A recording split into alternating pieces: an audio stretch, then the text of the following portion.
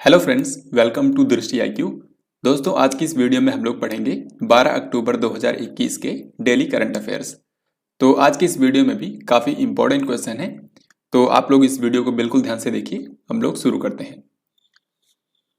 तो यहाँ पर आज का सबसे पहला क्वेश्चन है, विश्व कुश्ती चैंपियनशिप 2021 का आयोजन किस शहर में किया गया है? तो हाल ही में अक्टूबर महीने में 2 से लेकर 10 अक्टूबर के बीच में वर्ल्ड रेसलिंग चैंपियनशिप का आयोजन किया गया, यानी कि विश्व स्तर पर जो कुश्ती चैंपियनशिप होती है इसका आयोजन हाल ही में किया गया है। तो आपको बताना है कि इसका आयोजन कौन से शहर में किया गया। ये हुआ है नॉर्वे की राजधानी ओस्लो में। सो यहाँ पर हमारा इस क्वेश्चन का आंसर होगा ऑप्शन नंबर बी। अब क्योंकि ये चैंपियनशिप खत्म हो चुकी है, समाप्त हो चुकी है, तो इसमें आपको याद रखना है नंबर 1 पर है ईरान, क्योंकि ईरान ने सबसे ज़्यादा मेडल जीते हैं। इसी तरीके से भारत इसमें काफ़ी अच्छा प्रदर्शन नहीं रहा है, लेकिन भारत इसमें 15वें स्थान पर है। इसमें भारत को टोटल 2 मेडल मिले हैं और दोनों ही मेडल भारत की महिला खिलाड़ियों ने जीते हैं। एक तो है अंशु मलिक। अंशु मलिक जो हैं, इन्होंने 57 किलोग्राम की कैटेगरी में भारत के लिए सिल्वर मेडल जीता है और ये बहुत ही बड़ी उपलब्धि है, क्योंकि आज तक के इतिहास में वर्ल्ड रेसलिंग चैंपियनशिप के अंदर किसी भी महिला पहलवान ने सिल्वर मेडल नहीं जीता था। तो ये विश्व कुश्ती चैंपियनशिप के अंदर सिल्वर मेडल जीतने वाली पहली भारतीय महिला पहलवान भी बन गई हैं। इसके अलावा एक और दूसरा मेडल जीता है, ब्रॉन्ज मेडल, ये हैं सरिता मोर। सरिता मोर जो हैं, इन्होंने 59 किलोग्राम भार वर्ग में एक ब्रॉन्ज मेडल जीता है। तो इस तरीके से भारत ने इस बार की वर्ल्ड रेसलिंग चैंपियनशिप के अंदर सिर्फ 2 मेडल जीते हैं, एक सिल्वर और एक ब्रॉन्ज। और जैसा कि मैंने आपको बताया, इसका आयोजन किया गया है नॉर्वे की राजधानी ओस्लो में, तो ये भी आपको याद रखना है। न्यायमूर्ति सतीश चंद्र शर्मा ने किस उच्च न्यायालय के नए मुख्य न्यायाधीश के रूप में शपथ ली है? तो दोस्तों, हाल ही में कई सारे हाई कोर्ट्स के नए चीफ जस्टिस बन रहे हैं। ऐसे ही सतीश चंद्र शर्मा जो हैं, इनको तेलंगाना हाई कोर्ट का नया मुख्य न्यायाधीश बनाया गया है। किसी भी हाई कोर्ट का जो मुख्य न्यायाधीश होता है, इनको अपॉइंट करते हैं भारत के राष्ट्रपति। तो तेलंगाना हाई कोर्ट के जो मुख्य न्यायाधीश बने हैं सतीश चंद्र शर्मा, इनको अपॉइंट किया है भारत के राष्ट्रपति रामनाथ कोविंद ने, जबकि इनको शपथ दिलाते हैं संबंधित राज्य के राज्यपाल। तो सतीश चंद्र शर्मा जो हैं, इनको तेलंगाना हाई कोर्ट के मुख्य न्यायाधीश के रूप में शपथ दिलाई है तेलंगाना की राज्यपाल डॉक्टर तमिलिसाई सौंदरराजन ने। सो ये आपको याद रखना है, सतीश चंद्र शर्मा जो हैं, ये तेलंगाना हाई कोर्ट के नए मुख्य न्यायाधीश बने हैं। इससे पहले कल की वीडियो में मैंने आपको बताया था कि कलकत्ता हाई कोर्ट के नए मुख्य न्यायाधीश बने हैं प्रकाश श्रीवास्तव, और इलाहाबाद हाई कोर्ट के नए मुख्य न्यायाधीश बने हैं राजेश बिंदल। तो इनके नाम भी आपको याद रखने हैं। अर्थशास्त्र के क्षेत्र में नोबेल पुरस्कार 2021 से किसको सम्मानित किया गया है? तो इस साल का आखिरी नोबेल पुरस्कार हाल ही में अनाउंस किया गया है इकोनॉमिक्स की फील्ड में, और ये इस बार 3 लोगों को दिया गया है।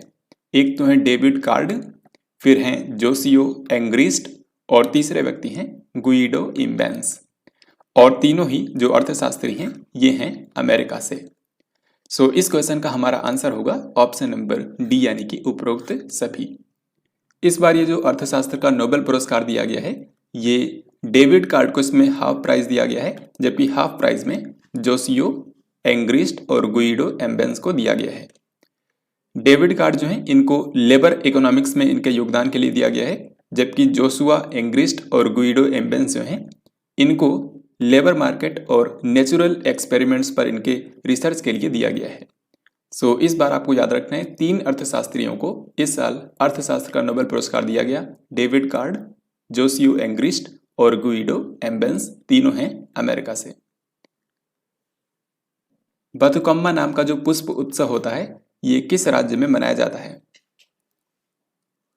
तो इसका सही उत्तर होगा ऑप्शन बी, यानी कि तेलंगाना। तो मेनली ये तेलंगाना राज्य में मनाया जाता है, जबकि ये आंध्र प्रदेश के कुछ हिस्सों में भी मनाया जाता है। तो बथुकम्मा जो होता है, ये नवरात्रि के 9 दिनों के दौरान ये बथुकम्मा त्यौहार तेलंगाना के अंदर मनाया जाता है। इसको यहाँ की महिलाओं द्वारा मनाया जाता है। हाल ही में किस देश के परमाणु वैज्ञानिक डॉक्टर अब्दुल कादिर खान का निधन हो गया है? तो इसका सही उत्तर होगा ऑप्शन सी यानी कि पाकिस्तान।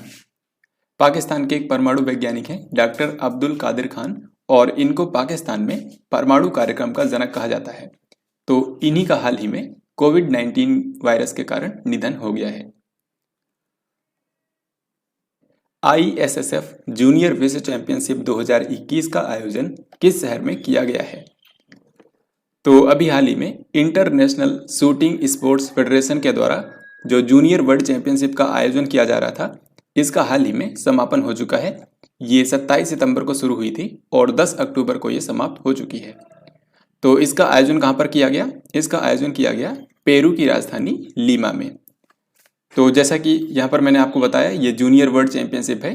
तो इसमें 21 साल से कम उम्र के जो निशानेबाज हैं उन्होंने इसमें हिस्सा लिया है। और इस वर्ल्ड चैंपियनशिप में सबसे ज़्यादा मेडल भारत ने ही जीते हैं। भारत ने कुल 43 मेडल जीते हैं, जिनमें से 17 हैं गोल्ड मेडल, फिर 16 हैं सिल्वर मेडल और फिर 10 हैं ब्रॉन्ज मेडल। तो इस तरीके से भारत ने टोटल 43 मेडल जीते हैं और पदक तालिका में भारत नंबर 1 स्थान पर रहा है।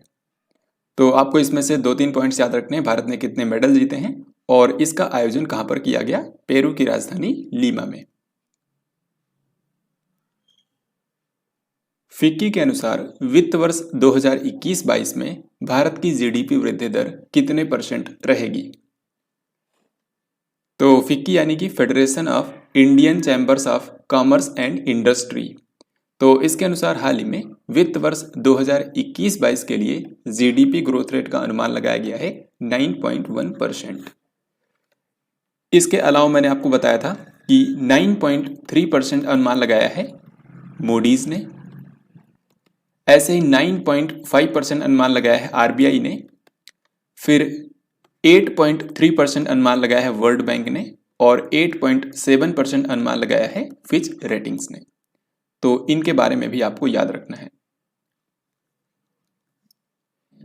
हाल ही में किस राज्य ने भू राजस्व सेवाओं को सुव्यवस्थित करने और भूमि संबंधी कार्यों के लिए मिशन वसुंधरा की शुरुआत की है?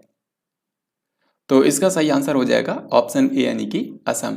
तो हाल ही में असम की सरकार ने मिशन वसुंधरा की शुरुआत की है, जिसके तहत राज्य के अंदर जो लोगों के लैंड रिकॉर्ड्स हैं उनको ठीक किया जाएगा, साथ ही ऑनलाइन लोगों के भूमि से जुड़े जो विवाद हैं उनका निवारण किया जाएगा। तो इसीलिए हाल ही में असम के मुख्यमंत्री जो हिमंता बिस्वा शर्मा हैं, इन्होंने मिशन वसुंधरा की शुरुआत की है। निम्न में से कौन सा देश सैफ चैंपियनशिप 2021 की मेजबानी कर रहा है? तो साउथ एशियन फुटबॉल फेडरेशन, इसमें टोटल 7 देश आते हैं। इनकी जो फुटबॉल की गवर्निंग बॉडी है, जैसे भारत के अंदर AIFF है यानी कि ऑल इंडिया फुटबॉल फेडरेशन, ऐसे ही दक्षिण एशिया के 7 देशों के जो फुटबॉल समूह हैं उनका ये एक ग्रुप है। तो इन्हीं देशों के बीच में ये सैफ चैंपियनशिप का आयोजन किया जाता है। ये एक फुटबॉल टूर्नामेंट होता है। तो अभी 1 से लेकर 16 अक्टूबर तक इस बार इसका आयोजन किया जा रहा है। तो यहाँ पर आपसे पूछा जा रहा है कि ये कहाँ पर हो रहा है? इसको इस बार होस्ट कर रहा है मालदीव। तो मालदीव की जो राजधानी है माले, यहीं पर इसका आयोजन किया जा रहा है। 11 अक्टूबर को किसने भारतीय अंतरिक्ष संघ यानी कि इंडियन स्पेस एसोसिएशन को लॉन्च किया है?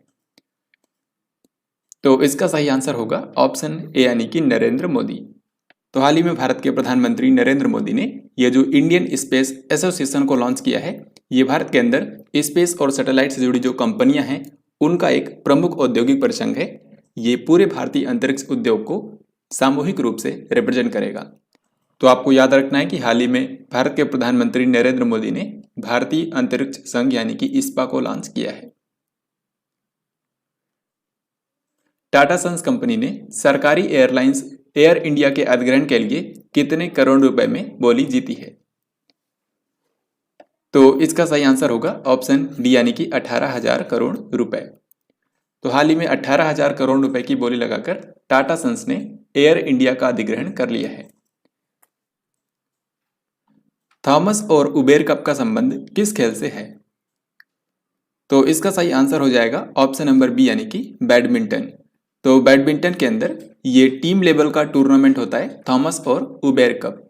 दोनों सेम ही लेवल के टूर्नामेंट होते हैं, बस इनमें फ़र्क ये है कि जो थॉमस कप होता है ये पुरुषों के लिए होता है, जबकि उबेर कप जो होता है ये महिलाओं के लिए होता है।